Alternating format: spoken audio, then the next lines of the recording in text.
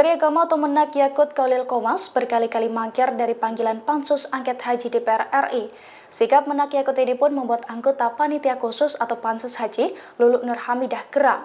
Bahkan Lulu menilai sikap Menak ini sebagai bentuk pelecehan terhadap DPR RI. Dilansir dari tribunnews.com, hal itu diungkapkan oleh Lulu pada Senin 23 September 2024.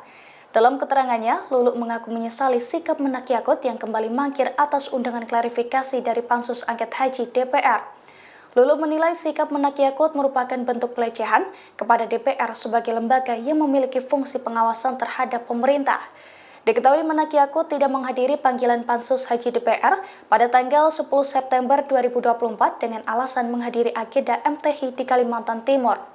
Ia juga mangkir dalam panggilan kedua, tepatnya pada tanggal 19 September 2024 dengan alasan melakukan kunjungan kerja ke Eropa. Sementara panggilan ketiga dijadwalkan hari ini pada Senin 23 September 2024. Namun lagi-lagi Menak Yakut dikabarkan tidak akan hadir karena melanjutkan kunjungan kerja ke Prancis dengan agenda menghadiri pertemuan internasional untuk perdamaian ke-39 yang diselenggarakan oleh Presiden Prancis Emmanuel Macron. Oleh karena itu, Lulu pun curiga bahwa Menak Yakut sengaja menghindari panggilan Pansus DPR yang ingin meminta klarifikasi atas carut-marut penyelenggaraan ibadah haji tahun 2024. Download Tribun X sekarang, menghadirkan lokal menjadi Indonesia.